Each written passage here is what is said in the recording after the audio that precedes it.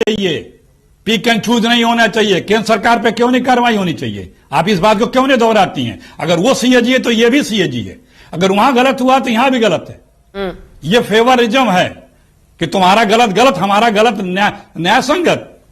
ये नहीं होगा, दोनों गलत है, दोनों पे कार्रवाई होनी चाहिए। और जहां तक रही बात सीएम की, अरे भाई प्राइवेट लिमिटेड कंपनी है 3 लोगों की बीजेपी, पर्ची आएगी नागपुर घराने से तब ना बांचेंगे उसको।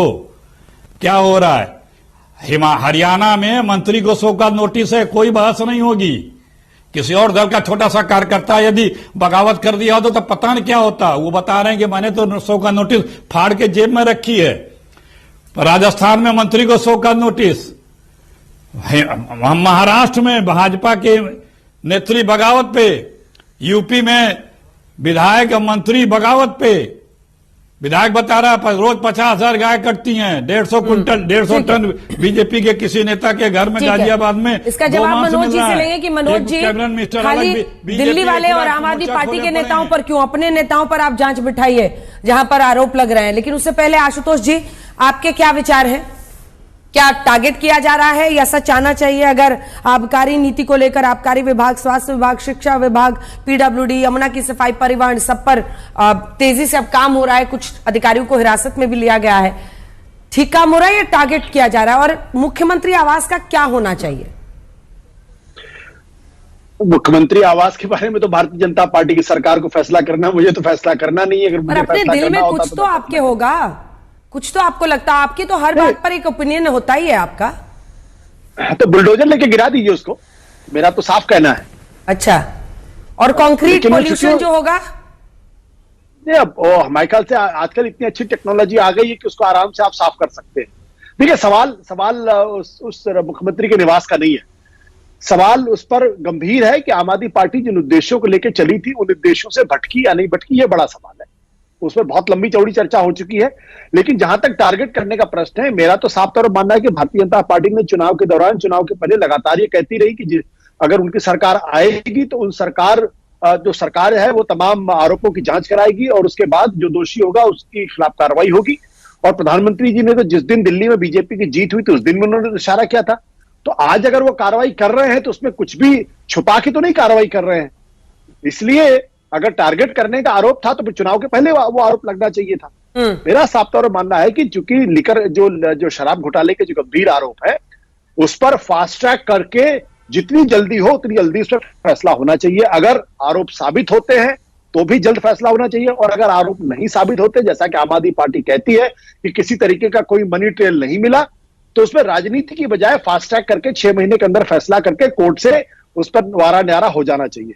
शीश महल को लेके तो साफ तौर मेरा मानना यह है कि उस पर भी राजनीति ही हो रही है। अगर लगता है कि वो भ्रष्टाचार की एक इमारत है तो बुलडोजर लाइए, कैबिनेट में फैसला करिए और उसको डिमोलिश करिए। बुलडोजर से कह रहे हैं आशुतोष जी गिराने, दिखाइए भाई मनोज जी को और मुझे आशुतोष जी के साथ। आशुतोष जी कह रहे बुलडोजर से गिराइए, सांसद जी नहीं। आशुतोष जी का अपना विचार है। और देखिए, 2-3 बात, एक बात बहुत अच्छी बात कही आशुतोष जी ने कि सबसे महत्वपूर्ण है कि जो उद्देश्य को लेकर चली थी आम आदमी पार्टी, उस चरित्र का दर्शन जरूर होता है शीश महल वाले में। दूसरी बात में अखिलेश भाई साहब ने अभी बातें करी। आजकल एक बहुत चर्चा में एक लाइन है कि कृपया जीरो चेक कर लें। आजकल राहुल जी की एक तस्वीर लगती है पेट्रोल पंप पे और स्कूटर लेके खड़े हैं, तो वो बोलते हैं कि जीरो चेक कर लें, तो तेल भरने वाला बोलता है कि भाई साहब बहुत दिन से जीरो आ रहा है।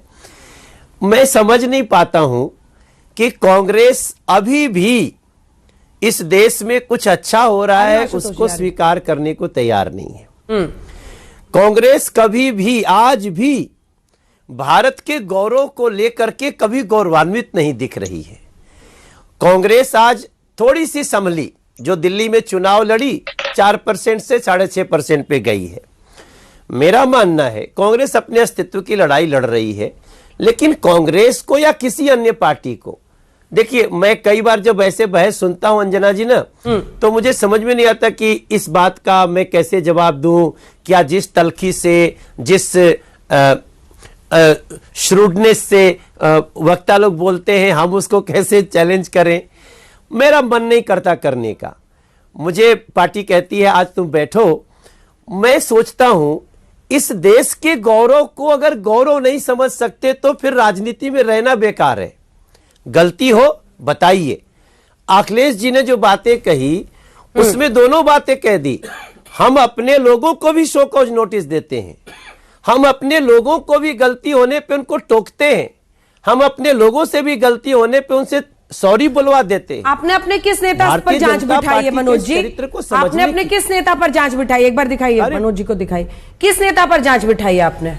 नहीं, हाँ, बहुत सारे हमारे एक मिनिस्टर साहब थे, उनके खिलाफ कुछ बात आई तो उनको मिनिस्टर से हट करके जांच को सामना करने को कहा गया। अब बार बार हम उसका नाम लेकर के किसी को ऐसे नहीं दिखाना चाहते, लेकिन अभी भी तो चाहे कोई शो कॉज नोटिस हो या फिर पूछताछ हो या किसी से कुछ बात हो ही जाए, तो अगर गलत बात हुई तो अपने संस्कार और चरित्र के अनुसार भारतीय जनता पार्टी कहती है इसको ठीक करें। तो ये भारतीय जनता पार्टी करती है। और हम कई बार हम लोग, अब हम नाम लेकर के, कई ऐसे नाम है अंजना जी जहां पे हमको लगा तो हमने, आप दिल्ली के मदन लाल खुराना जी, उनका एक बार नाम आ गया था हवाला में किसी के डायरी में, उनको हटना पड़ा था। लाल कृष्ण अडवाणी जी को नाम आ गया था, जब तक वो बरी नहीं हो गए तब तक वापस नहीं आए। क्या राजनीति में इस मर्यादा का पालन नहीं हो सकता? इस नैतिकता का पालन नहीं हो सकता? आम आदमी पार्टी क्यों गई? क्योंकि जब वो पाप करते थे, अपराध करते थे, कोई बात उठी तो सीधे क्लीन चिट दे देते थे अरविंद केजरीवाल जी। अरे भाई, जांच तो कहीं भी आरोप हो तो जांच होनी चाहिए। ठीक है, आपने राहुल जी अगर कल मनोज तिवारी पे कोई बात होगी तो भी, बोलिए, पूरा कीजिए जी, पूरा कीजिए। अगर मनोज तिवारी का भी नाम आएगा तो भी हमारी पार्टी कहेगी नहीं, जांच करवा लो। इसलिए जो पार्टी जांच को ही तैयार नहीं है, जो पार्टी आरोपों को जानबूझ के अपराध को दबाने की कोशिश करे, उसको मैं मानता हूं कि अब राजनीति बदल गई है।